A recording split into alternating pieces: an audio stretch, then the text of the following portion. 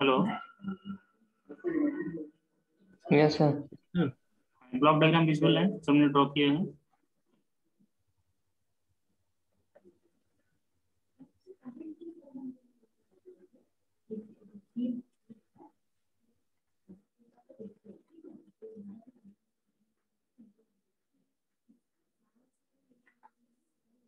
Block diagram visual है। Yes sir. Yes yes sir. Sir. इसमें R F का मतलब क्या है? Radio frequency. Radio antenna. Radio frequency. Radio frequency. Radio frequency है। Local oscillator, mixer. और आई एफ का मतलब इंटरमीडिएट फ्रीक्वेंसी। नोट कर लीजिए किनारे कहीं, इंटरमीडिएट फ्रीक्वेंसी। फिर डी मॉड्यूलेटर, फिर उसके बाद A F, voltage and power amplifier. A F means audio frequency. Audio frequency. उसके बाद आउटपुट ट्रांसड्यूसर यूज हुआ है, और फिर हमारे पास डेस्टिनेशन है। This is the block diagram of super heterodyne receiver.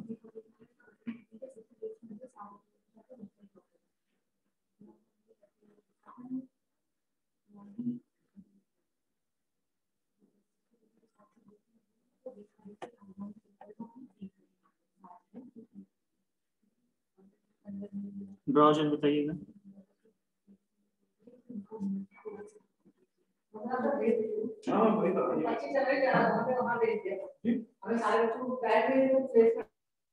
हो गया sir.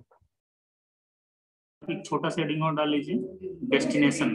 The last block is destination. Sir I के एम्पलीफायर। आई के, I F, I I F sir. Intermediate frequency amplifier.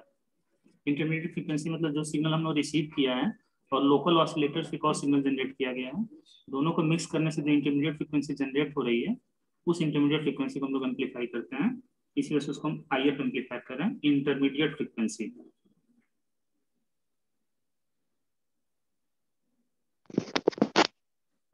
Okay sir. ठीक है।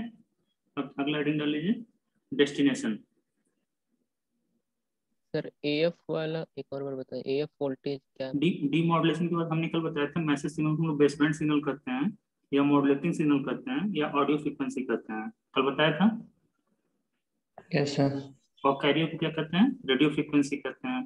फिर मॉड्यूलेशन जब कर देते हैं, उसके बाद रिजल्ट मिलता है, उसे मॉड्यूलेटेड सिग्नल या ब्रॉडबैंड सिग्नल करते हैं। तो मॉड्यूलेशन के बाद अगर ब्रॉडबैंड सिग्नल मिल रहा है, तो डी मॉड्यूलेशन के बाद बेसबैंड सिग्नल मिलेगा। Yes sir. और बेसबैंड यस सिग्नल सर। मतलब ऑडियो फ्रीक्वेंसी। वहां पे हमारे पास डीमॉड्यूलेशन का जो ऑडियो सिग्नल मिल यस रहा है, सर। जो मैसेज सिग्नल मिल रहा है, उसे हम एम्पलीफाई कर रहे हैं with the help of voltage and power amplifier. लेकिन वो ऑडियो सिग्नल है, तो हम उस एम्पलीफायर को कर रहे हैं audio frequency voltage and power amplifier. Yes sir. ठीक है। अब लास्ट हेडिंग डाल लीजिए, डेस्टिनेशन।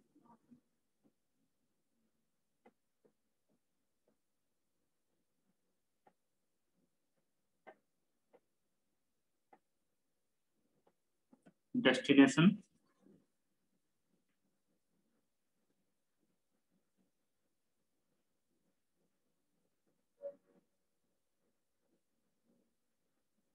इसमें देखिए, the final block of communication system. अभी आज का लेक्चर केवल थ्योरेटिकल ही है।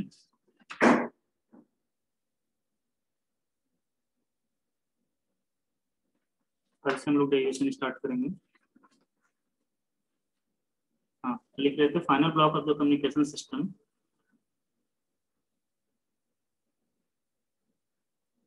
the final block of the communication system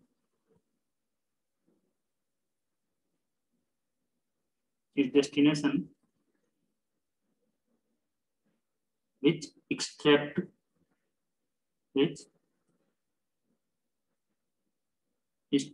which extract the information contained in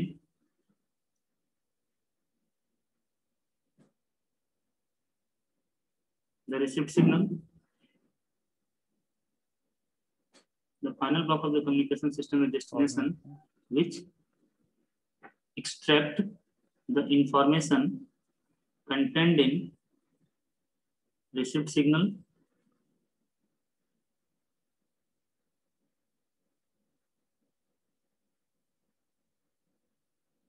note हो गया। Yes, sir. Yes, sir. Yes, Full sir. stop. Human beings, full stop देने के बाद human beings visual perception system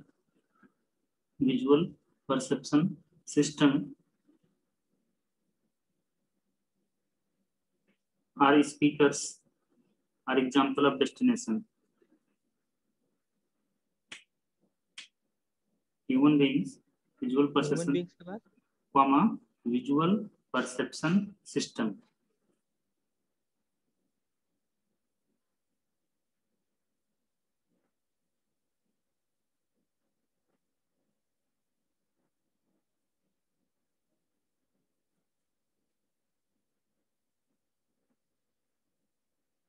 Speakers are example of destination.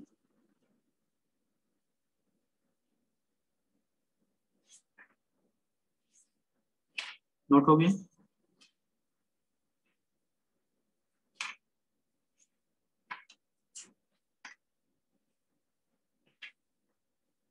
Yes, sir. अब इसके बाद कुछ term हम लोग कम्युनिकेशन सिस्टम में यूज करते हैं जिनके बारे में जानना जरूरी है कि कौन कौन से टर्म कहाँ पे यूज होते हैं। उसमें से कुछ आप लोग जानते होंगे, कुछ टर्म नए होंगे। तो अगला हेडिंग डालिए, terminology used in communication system.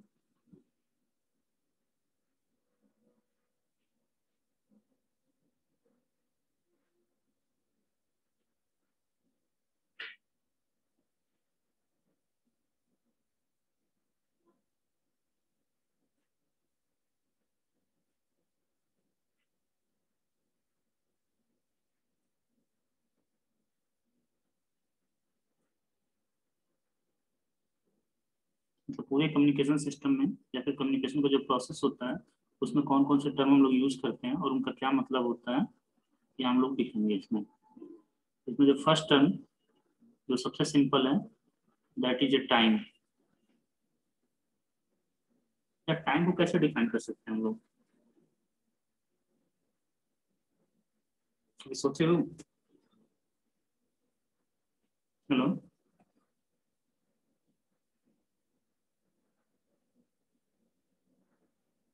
Meeting हो गया?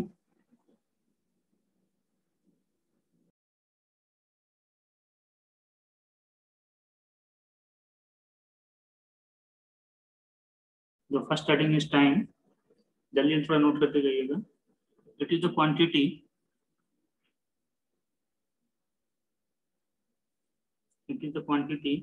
with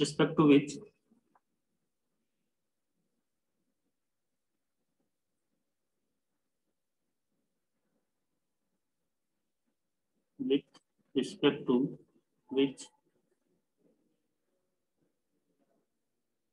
all communication process happen। Unit क्या होती है टाइम की? Second. Measured in second। The second is, हमें लिखते जा रहे हैं, साथ साथ में लिखते जाइए जल्दी, क्योंकि कुछ चीजें आप लोग जानते हैं, इसे बहुत ज्यादा हम फोकस नहीं कर रहे हैं। The frequency is the another quantity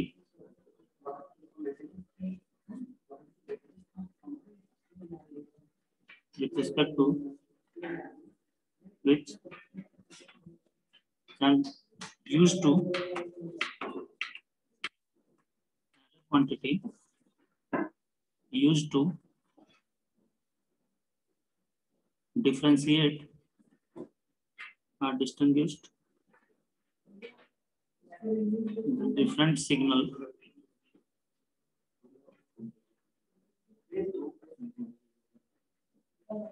in communication।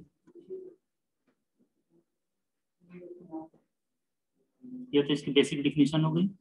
और इसका मतलब क्या होता है? It is number of cycles पर सेकेंड। और मेजर्ड किसमें किया जाता है? Hertz. हर्ट्ज में। जैसे अभी हम बोल रहे थे audio frequency signal, radio frequency signal बोल रहे थे। ऑडियो फ्रीक्वेंसी बोलने मतलब क्या था? लो फ्रीक्वेंसी की हाई फ्रीक्वेंसी? लो और रेडियो फ्रीक्वेंसी लो। मतलब हाई फ्रीक्वेंसी। हाई तो फ्रीक्वेंसी के टर्म में भी हम लोग सिग्नल को चाहें तो एक दूसरे से डिफरेंशिएट कर सकते हैं, ये दूसरी क्वांटिटी होती है। तीसरी क्वांटिटी भी आप लोग जानते होंगे जिसे हम लोग कहते हैं वेवलेंथ। Yes sir.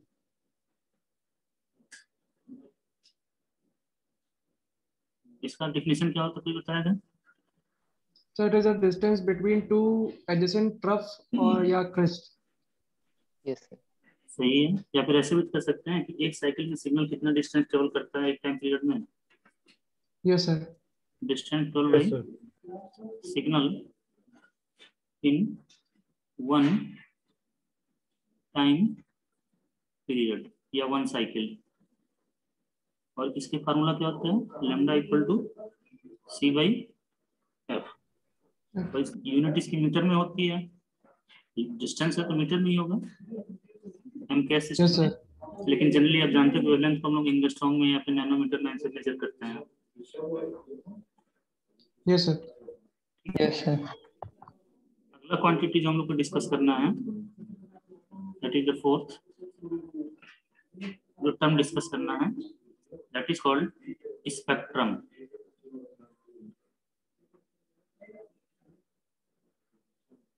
स्पेक्ट्रम मतलब क्या होता है? जैसे किसी भी सिग्नल को हम लोग चाहे तो फ्रीक्वेंसी के टर्म में रिप्रेजेंट कर सकते हैं या तो टाइम के रिस्पेक्ट में रिप्रेजेंट कर सकते हैं। जैसे आप लोगों ने पढ़ा होगा, अगर साइंस ओडी, अब इसको ड्रॉ मत करिएगा, अगर हम साइंस ओडी वेव फॉर्म बना रहे हैं, यहाँ पे एक्स एक्सिस पर टी भी लिख सकते हैं, यहाँ पे टी लिखेंगे और यहाँ पे टी बाई 2 लिखेंगे।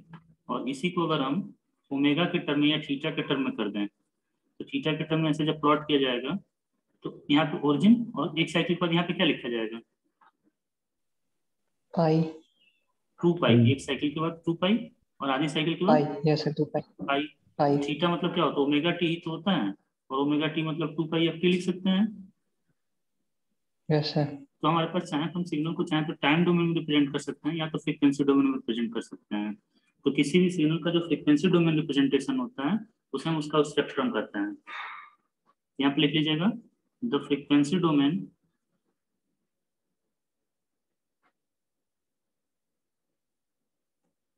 रिप्रेजेंटेशन ऑफ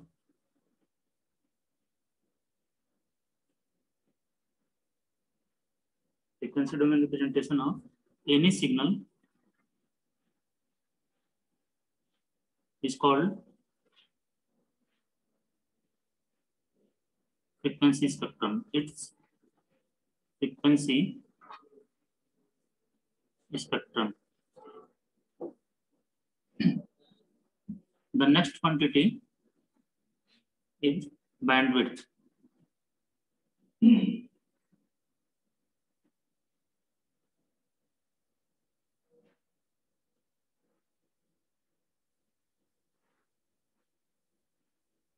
इसमें नोट करिए बैंडविड्थ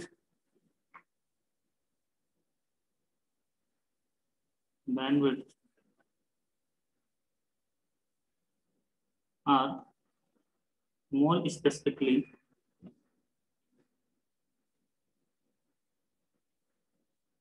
सिग्नल बैंडविड्थ। मतलब बैंडविड्थ है या सिग्नल बैंडविड्थ है?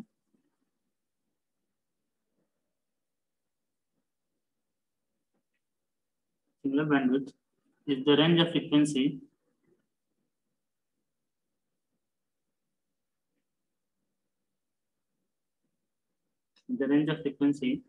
over which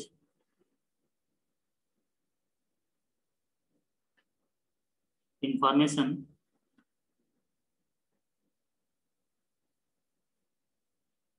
is present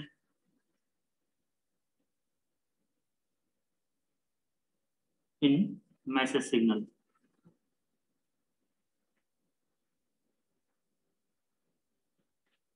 देखिए ये जो बैंडविड्थ होती है ये दो तरीके से यूज होता है। चलिए अभी दूसरा बता रहे हैं। अभी हम लोग सिग्नल बैंडविड्थ की बात किए हैं, नोट हो गया? बैंडविड्थ की डेफिनेशन नोट हुई?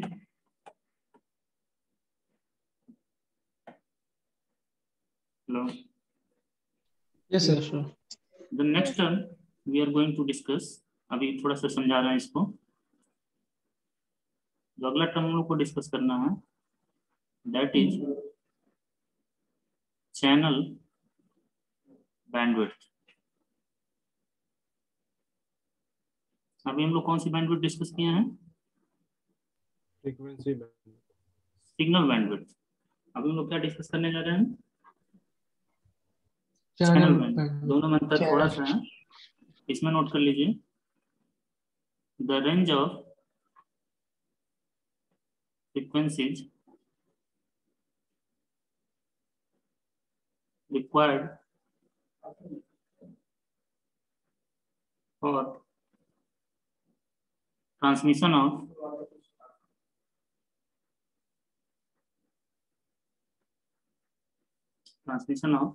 modulated signal।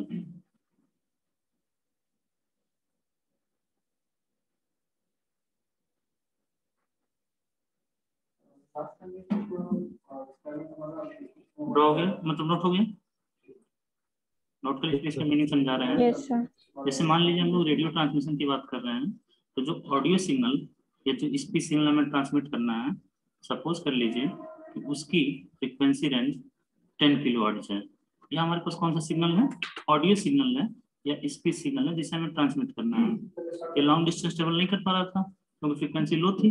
तो उस केस में हम क्या करते हैं? कैरियर के साथ इसका मॉड्यूलेशन करते हैं। तो मान लीजिए हम मॉड्यूलेशन को प्लस से इंडिकेट कर दे रहे हैं, और कैरियर जो होता है हाई फ्रीक्वेंसी सिग्नल होता है। अगर हम एग्जांपल ले, मान लीजिए कि 100 किलोहर्ट्ज का हमने लिया, हालांकि ये कैरियर मेगाहर्ट्ज का फ्रीक्वेंसी रेंज का सिग्नल होता है, लेकिन समझने के लिए बस हम 100 किलोहर्ट्ज का कैरियर ले रहे हैं। इसके बाद मॉड्यूलेशन करने का जो सिग्नल मिलता है, कैरियर तो 100 था और 10 किलोहर्ट्ज का सिग्नल हमारे पास और आ गया। ये कहाँ तक जाएगा? 110 किलोहर्ट्ज तक जाएगा। ठीक है। हालांकि जब आगे हम लोग डिस्कस करेंगे तो ये देखेंगे कि ये 90 से 110 किलोहर्ट्ज तक जाता है सिग्नल मॉड्यूलेशन के बाद। तो ओरिजिनल जब सिग्नल हमारे पास था तो उसकी फ्रीक्वेंसी क्या थी? 10 किलोहर्ट्ज। 10 किलोहर्ट्ज। तो this is a signal bandwidth. लेकिन मॉड्यूलेशन के बाद इसे ट्रांसमिट करने के लिए हमें कहां से कहां तक की फ्रीक्वेंसी रेंज चाहिए? 90 से 110। अभी ये 90 और 110 कहाँ से आगे, इसको कंफ्यूज मत, परेशान मत होना। अभी जब हम एम्पलीट्यूड मॉड्यूलेशन लोग डिस्कस करेंगे तो उससे क्लियर हो जाएगा। लेकिन अभी इसको सही मान के चलना कि हम सही बता रहे हैं कि हमारे पास जो सिग्नल हमारे पास है मॉड्यूलेशन के बाद 90 से 110 तक रहेगा। अब इसको देखो, इसको ट्रांसमिट करने के लिए 20 किलोहर्ट्ज चाहिए कि नहीं चाहिए? 90 से 110। लेकिन कहां से कहां तक? 90 से 90 to 110। तो ये 90 से 110 का जो रेंज होगा इसे चैनल बैंडविड्थ कहेंगे। देखो लिखा गया चैनल बैंडविड्थ की definition is the range of the frequency required for transmission of modulated